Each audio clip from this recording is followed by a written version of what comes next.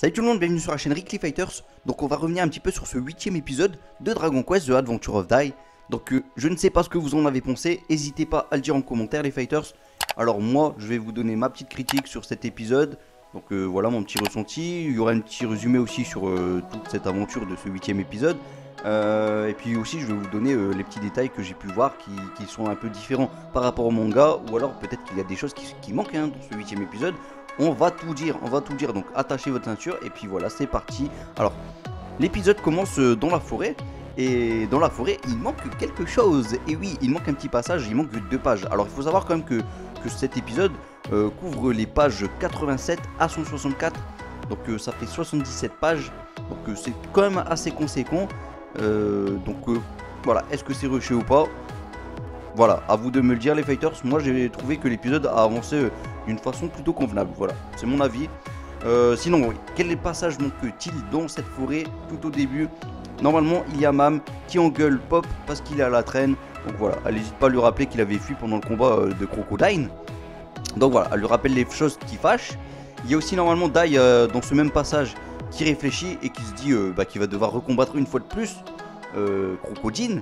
Donc voilà, il sait que c'est inévitable, quelque part Crocodile est parti en lui disant on se reverra mon petit gars, on se reverra. Donc voilà, et donc on poursuit, donc ensuite ils arrivent devant le château de Romos, donc là voilà, tout se passe exactement plus ou moins pareil que dans le manga. Et donc ils font connaissance de ces petits soldats qui gardent la porte d'entrée du château. Donc là ça se passe exactement pareil que dans le manga. Chose plutôt sympa, et là voilà, ça n'a strictement rien à voir avec une différence ou autre, c'est juste mon avis, mais vraiment ces passages là j'adore. Voilà, moi ça me rappelle vraiment le côté RPG. Vous savez, moi j'ai joué à un jeu, peut-être que vous le connaissez, Wild Arms, c'est un jeu RPG. Parfois on se fait bloquer par un petit chat, on ne peut pas avancer parce qu'il y a un petit chat qui va nous bloquer la porte. Ah mais franchement, donne-lui un coup de pied au petit chat quoi, franchement, enfin je sais pas, bouge-le quoi, c'est qu'un chat. Et ben non, le chat va nous empêcher d'avancer dans l'aventure. Et donc là, voilà, c'est 2 petits soldats qui empêchent d'avancer dans l'aventure, d'aller voir le roi. Donc du coup, ils ont pas le choix, ils doivent y aller à l'hôtel, tout simplement. Et j'ai trouvé ce côté-là plutôt pas mal, voilà, ce petit côté un petit peu RPG, ça fait plaisir. Franchement, clairement, on voit que de toute façon, Dragon Quest c'est un jeu RPG, et là ça fait super plaisir. Donc voilà, on continue. Nos amis arrivent à l'auberge où ils sont super bien reçus par ce personnage. Et d'ailleurs, j'ai kiffé ce petit moment. Bon, il n'y a rien d'extraordinaire, mais j'ai aimé.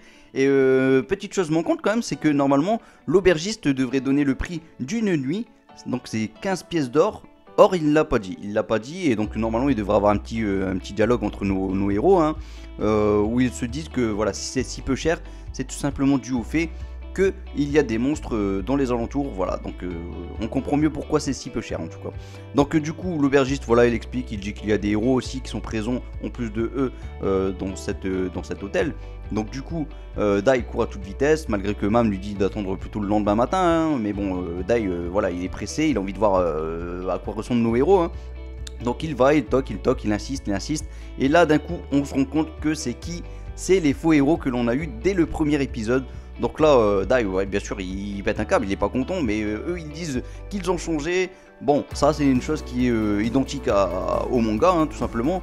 Alors, du coup, Dai, il laisse passer, voilà, il laisse passer, et puis il est parti pour y aller dormir. Mais normalement, dans le manga, les faux héros leur proposent de faire une petite partie de poker, tout simplement. Et voilà, là, c'était pas présent, Bon, et dès le lendemain, on retrouve Crocodile qui s'est levé de bonne heure, il est chaud bouillotte, il envoie tous ses monstres pour dévaster un peu toute la ville. Il prend possession du château et quelque part il kidnappe aussi le roi, donc voilà, rien n'est bon pour le roi de Romutsu. Et donc il lance un défi à Dai, il lui dit de venir à toute vitesse, sinon ça va finir mal cette histoire. Donc voilà, du coup on retrouve Dai qui vient de se réveiller, il y a aussi Pop qui vient de se réveiller, Mam.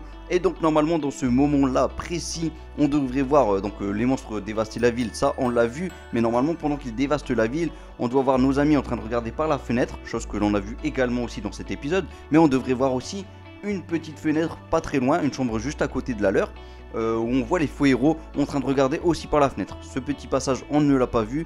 Et donc ensuite on voit les faux héros débarquer à toute vitesse dans la chambre de nos disciples d'Avan. Donc ça voilà, ils sont arrivés à toute vitesse. Par contre il faut quand même savoir que leur accoutrement, leur pyjama, j'ai presque envie de dire, il est un peu différent de ce qu'il était dans le manga, surtout pour la petite demoiselle des faux héros, hein, parce que normalement voilà, ils sont censés avoir une sorte de petite nuisette comme ça, qui est clairement transparent, donc on devrait l'avoir en culotte, et c'est pas le cas, là ils ont bien caché la chose. Moi je leur en veux pas, surtout que je trouvais leur pyjama qu'ils ont donné assez stylé.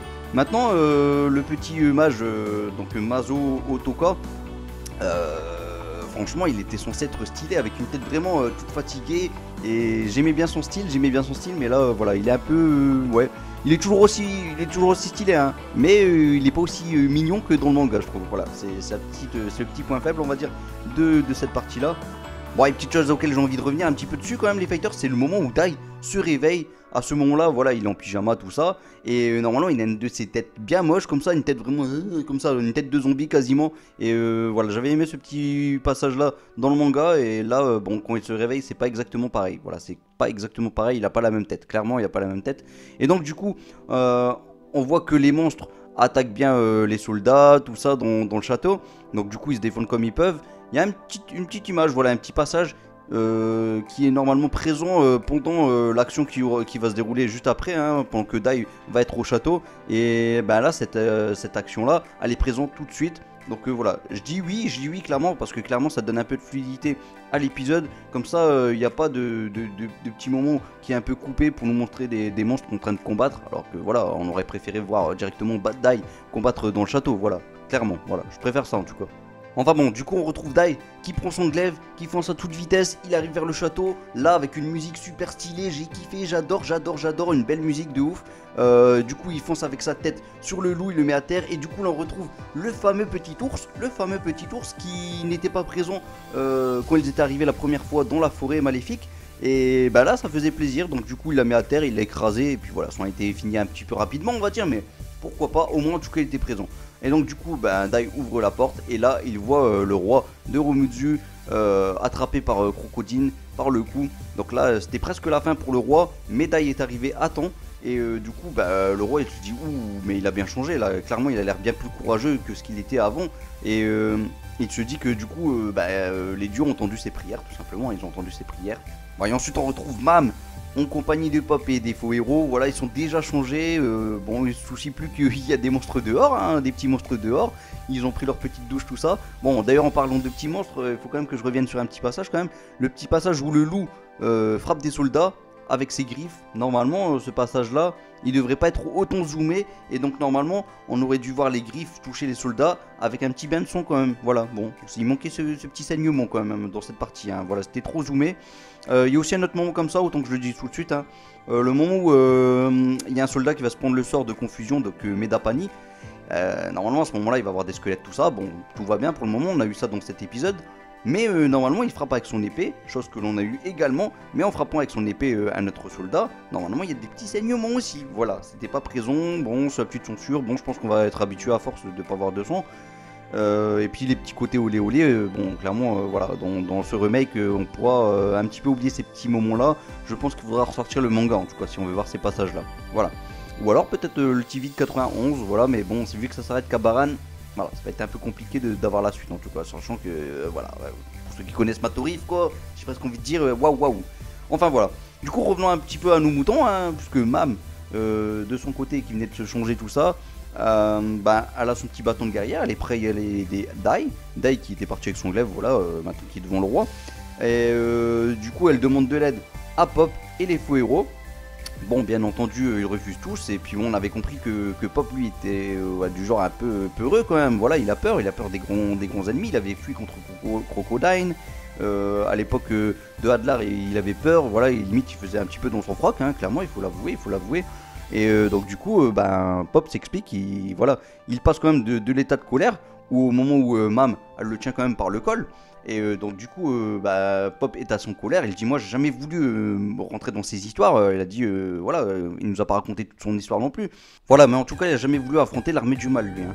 Et donc du coup, Mam, elle se fait repousser par Pop, et elle pleure, ce qui est logique.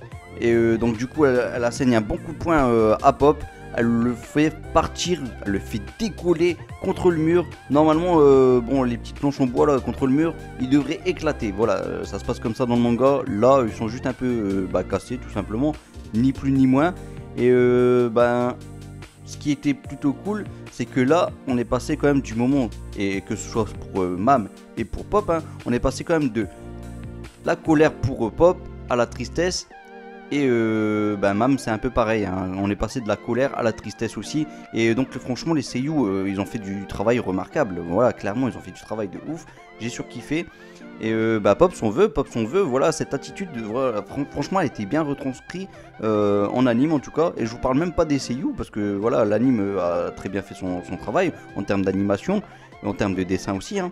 Et les seiyuu, voilà, clairement ils ont rajouté la petite touche aussi. Et donc voilà, le travail en entier sur cette partie là est juste phénoménal, accompagné d'un bon orchestre, hein, voilà.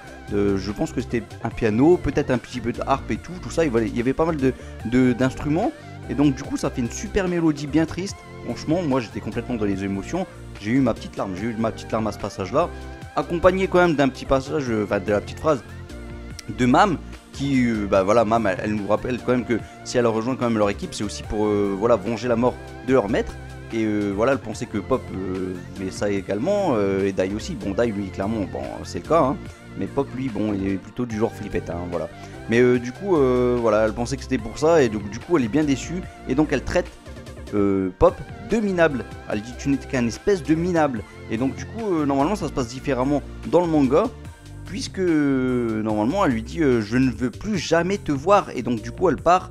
Et là voilà, en pleurant. Par contre d'ailleurs on voit ses yeux un peu cachés à Mam.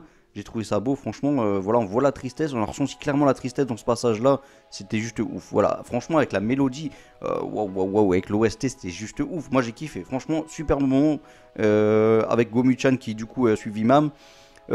Chose sympa aussi en plus de tout ça, c'est que Masao Otoka, franchement, il a eu un de ses regards, en regardant ensuite Pop, moi j'ai aimé ce regard, et j'ai aimé, pour ceux qui n'ont pas vu, qui n'ont pas lu surtout, les 37 tomes, qui n'ont pas lu d'ailleurs ce qui se passe là dans le prochain épisode, je peux vous dire que vous comprendrez pourquoi moi ça m'a fait quelque chose de voir le petit regard quand même de Masao Otoka.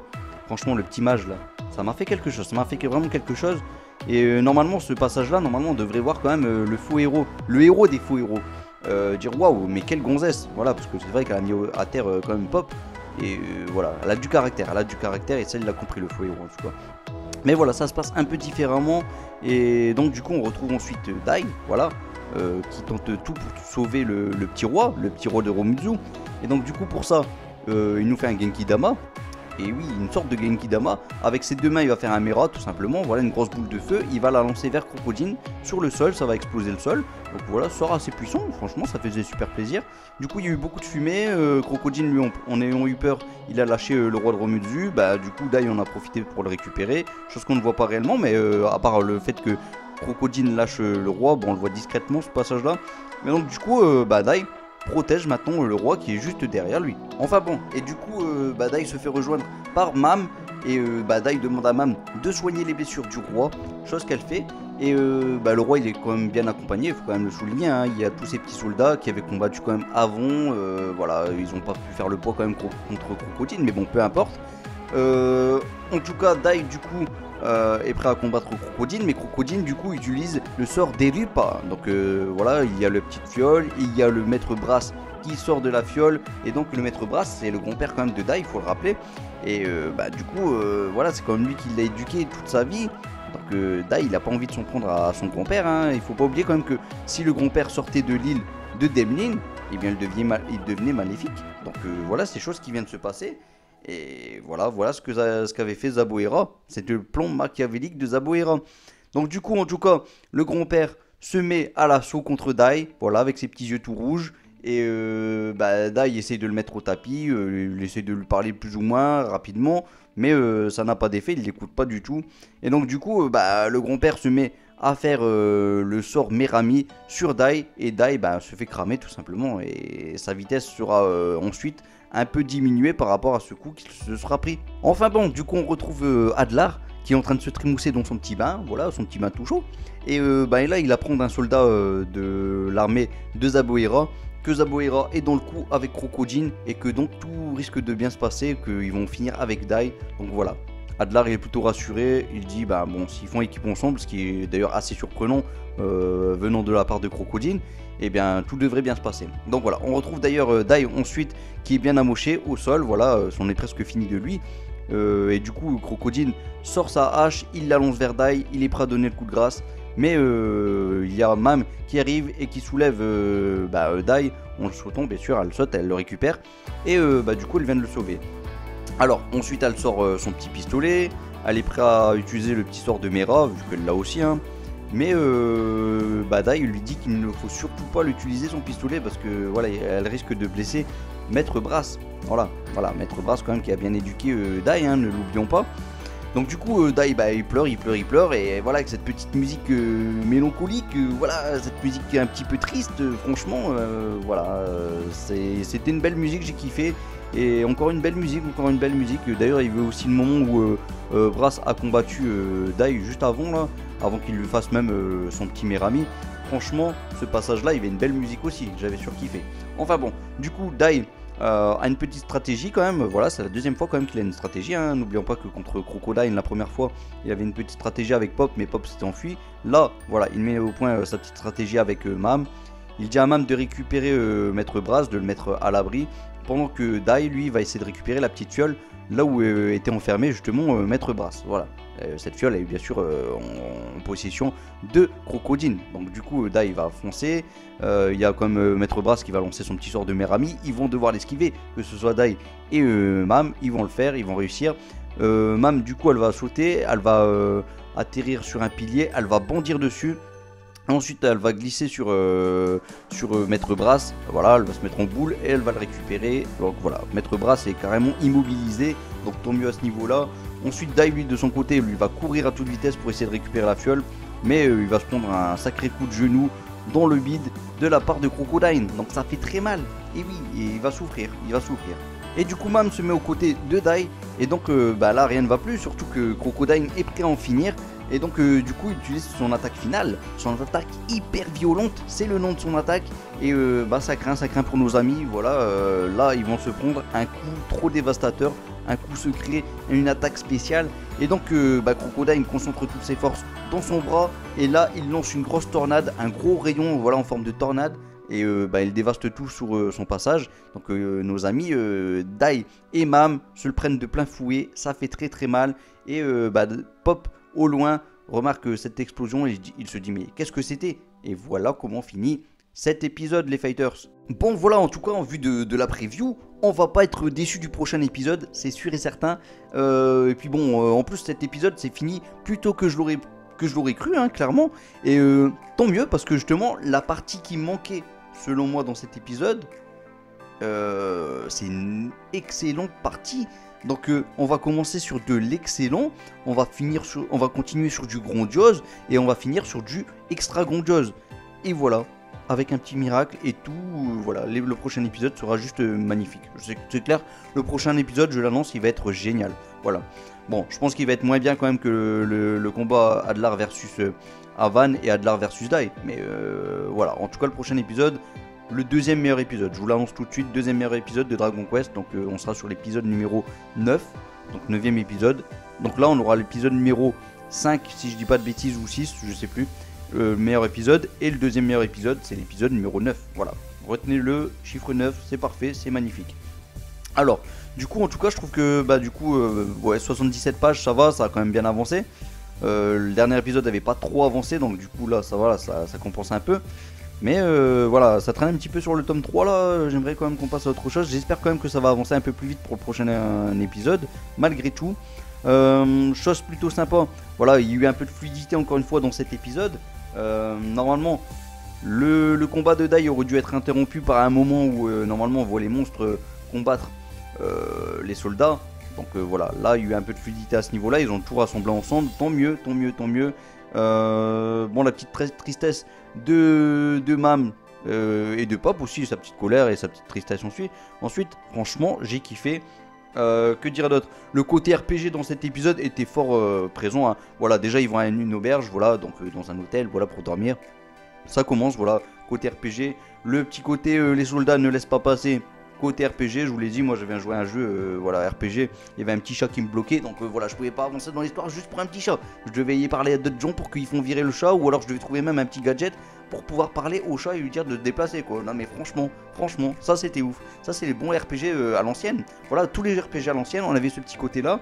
Petit côté aussi que je n'ai pas parlé, tous les monstres voilà, qui saccagent la ville, ça ce côté là on l'a dans les anciens RPG, je vois tous les anciens, mais vraiment tous les anciens RPG, vous allez avoir toujours la ville qui est un petit peu dévastée par des monstres tout ça. Là le château lui aussi est un petit peu, voilà, il est un petit peu saccagé, il est un petit peu démoli par Crocodile quand il arrive du ciel, enfin du plafond du coup. Et voilà, là ce côté là, franchement le côté RPG moi déjà je kiffe, donc voilà, là il était fort présent. Et tant mieux, franchement, voilà ce qui fait que cet épisode, je l'ai kiffé aussi. Et bon, le côté comique des faux héros, c'était juste ouf. Voilà, avec leurs petites phrases, comme quoi le plus grand trésor, c'est la vie avant tout. Bah, ça, c'est quoi? Bon, ma phrase, c'est pas clairement la bonne, mais voilà, ça voulait dire ça. Et j'ai trouvé ça beau, En tout cas, excellent épisode. Le côté Trishouné, le côté Seiyu de nos héros, quel que soit le personnage, même que ce soit les faux héros, que ce soit n'importe qui, mais tout le monde était bon, Petite bémol quand même sur un moment Crocodile quoi, la façon dont il hurle, voilà, Dai viens me rejoindre quoi pour pouvoir me combattre. Voilà, pour moi ça devait crier plus fort quoi, voilà, c'est mon petit côté un peu négatif sur les Seiyu. Mais sinon, dans l'ensemble, clairement, ils étaient limite parfaits quoi, à part ce petit détail. Bon, après, ça n'engage que moi, hein, clairement. Mais que dire d'autre? Les musiques. Mais là, arrêtez les fighters avec les musiques. On est sur des nouvelles musiques.